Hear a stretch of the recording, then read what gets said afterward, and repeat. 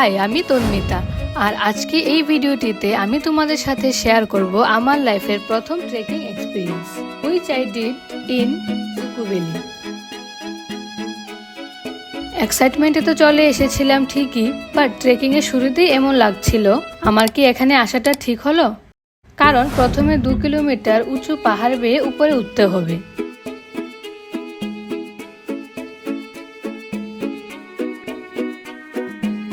তারপর 16 kilometre trekking হবে। আমার দ্বারা কি আদৌ পসিবল? যেই মেয়ে 5 মিনিটের হাঁটা পথও স্কুটি দিয়ে যায়, সেই মেয়ে যখন 5 ঘন্টার ট্রেকিং করতে চলে আসে, তখন এই ধরনের থট আসাটা তো স্বাভাবিক। যাই হোক, শত দুশ্চিন্তার মাঝেও মনের জুড়ে অ্যান্ড আমার ট্রেকিং পার্টনার্সদের এনকারেজমেন্টে পুরো ট্রেকটা যখন কমপ্লিট করেছি, then I did not just explore this beautiful valley, explore করেছি নিজেকে, নিজের mental and physical strength and my abilities to cross my limits. It was a reflection of my self discovery and at the end of the trip যে একটা ফুলফিলমেন্টের ফিলিংসটা আমার মনে ছিল, সেটাই আমি তোমাদের সাথে এই ভিডিওটিতে শেয়ার করব। শুধু তাই নয়, I will share each and every details of this trip, যেটা তোমাদের এখানে আসার আগে অবশ্যই জানা দরকার, যাতে করে আমি যে প্রবলেমগুলো ফেস করেছি সেইগুলো যেন তোমাদের ফেস না করতে হয়। সো ভিডিওটির কোনো পার্ট স্কিপ না করে লাস্ট অবধি ভালো করে দেখো, যেন কোনো ইম্পর্টেন্ট থিং মিস না হয়ে যায়। কারণ এখানে আমি তোমাদের সুবিধার জন্য অনেক হেল্পফুল টিপসও শেয়ার করেছি, which will make your journey comfortable. So let's start the video. আমাদের জার্নিটা শুরু হয়েছিল আগরতলা থেকে। তো যারা আগরতলা থেকে জুকো ভ্যালি যাওয়ার প্ল্যান করছো, তোমরা বিশেষ করে এখন একটু মনোযোগ দিয়ে দেখো, আর বাকিরাও দেখো, কারণ তোমাদের জন্য অনেক ইনফরমেশন দেওয়া আছে। আগরতলা থেকে আমরা যাচ্ছি ত্রিপুরা সুন্দরী এক্সপ্রেস দিয়ে। নর্মালি ত্রিপুরা সুন্দরী এক্সপ্রেসটি আগরতলা থেকে দুপুর 3টায় ছাড়ে, বাট সেদিন ডিউ টু সাম রিজন রাত 11টায় ছাড়বে বলে মেসেজ এসেছিল। তো আমরা সেই হিসাবে প্রিপেয়ার হলাম। আমরা 2 ঘন্টা আগেই ট্রেনে উঠে পড়েছিলাম বলে এখনো ট্রেনের লাইট জ্বালানো হয়নি, তাই এতটা অন্ধকার। তো ফাইনালি আমরা সিটে সবাই বসে পড়লাম অ্যান্ড টাইম মতো 11টা বাজতেই আমাদের ট্রেন ছাড়লো। রাত 3:30 নাগাদ আমরা বদরপুর স্টেশনে চলে আসলাম, যেখানে খালি স্টেশন পেয়ে সব বাদরের বান্দরামি শুরু হয়ে গেল। और यहाँ कुछ चुतिया पे कर दीजिए मेरे चैनल को like, follow, share and subscribe my channel. Now let's discuss about our tour plan.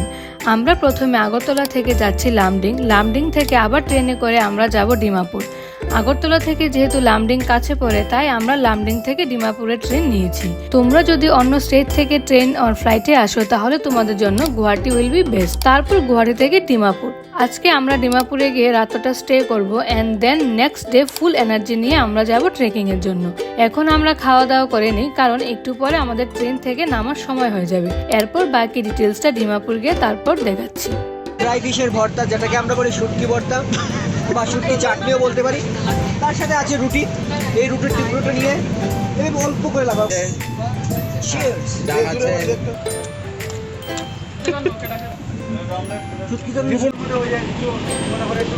Finally চলে আসলাম আমরা লামডিং। লামডিং স্টেশন থেকে আবার ডিমাপুরে লোকাল ট্রেনের টিকিট নিয়ে নিলাম। আধা ঘন্টার মতো ওয়েট করতে হলো, তারপর চলে আসলো ডিমাপুরের লোকাল ট্রেন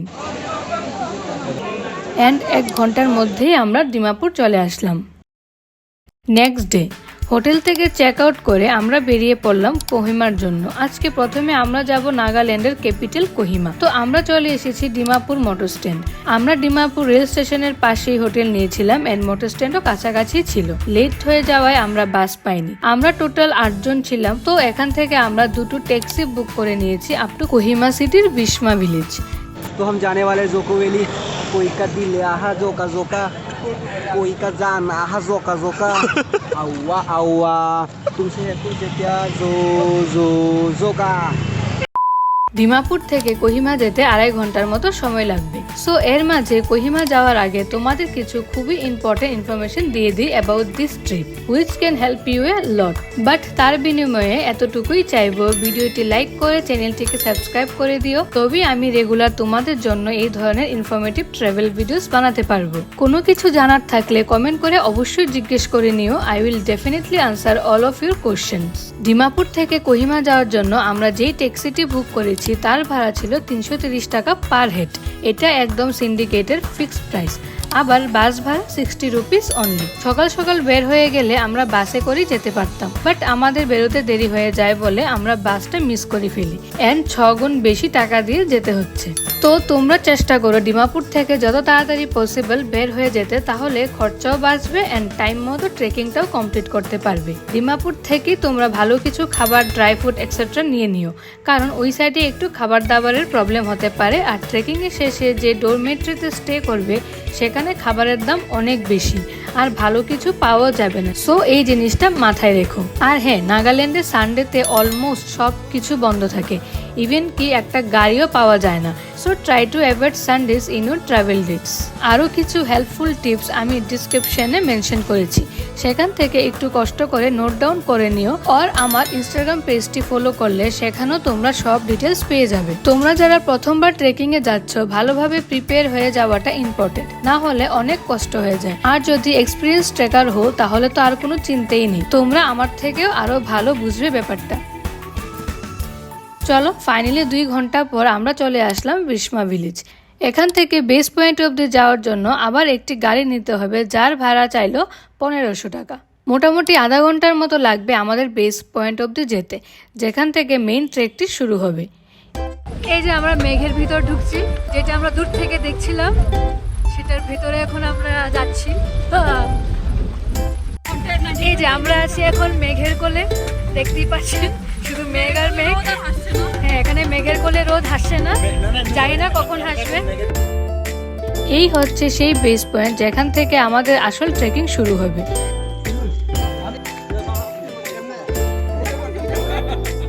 ये कैसा पोज है भाई? সো চলো এবার দেখাই তোমাদের কেমন এই Dzukou valley trek. Base point থেকে মেইন স্পট অব্দি যেতে 5 to 6 আওয়ারের ট্রেকিং হবে and the distance is almost 16 kilometre.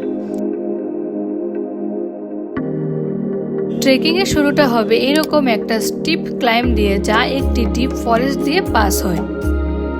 এখানে একটা জিনিস মাথায় রাখবে, যতটুকু পসিবল কম লাগেজ ক্যারি করো, না হলে এই ক্লাইম্বটা কষ্টকর হয়ে যাবে।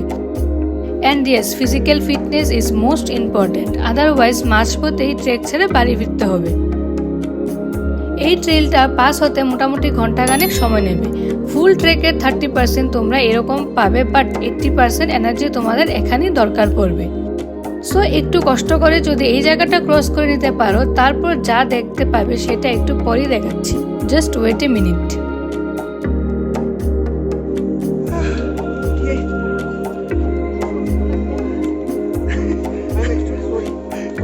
এই দেখুন, যে মেয়ে সিঁড়ি উঠবে বলে ছাদের উপরে যায় না কাপড় মেলতে, সেই মেয়ে এখানে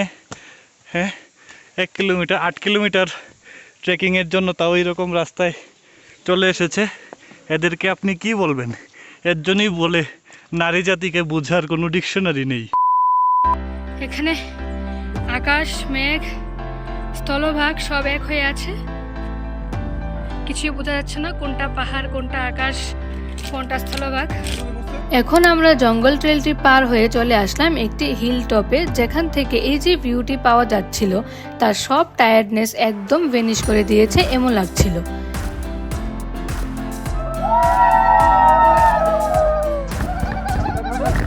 এন্ড এখন আমরা ফাইনালি এন্ট্রি করছি ইনটু দ্য জুকো ভ্যালি।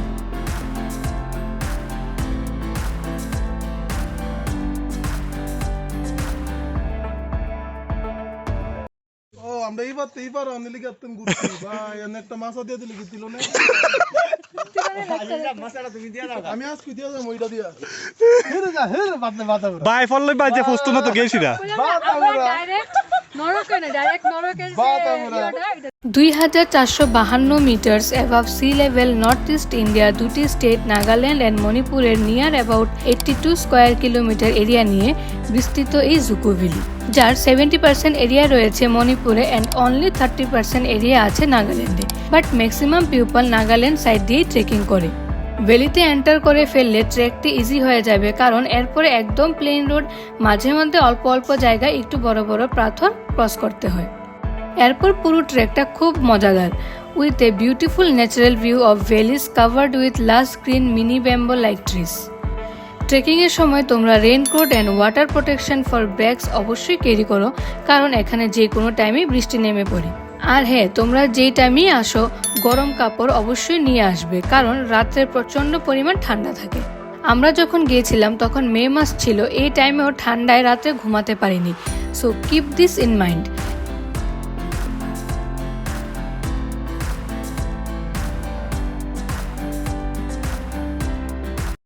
তো আমাদের আস্তে আস্তে তো অনেকটা দেরি হয়ে গেল। আই থিঙ্ক আমাদের আরও 45 মিনিটের মতো হাঁটতে হবে, কিন্তু সূর্য তো প্রায় ডুবে গেছে। আর যে রাস্তা, সূর্য ডুবার আগে যদি না যাই অবশ্যই অনেক প্রবলেম হবে।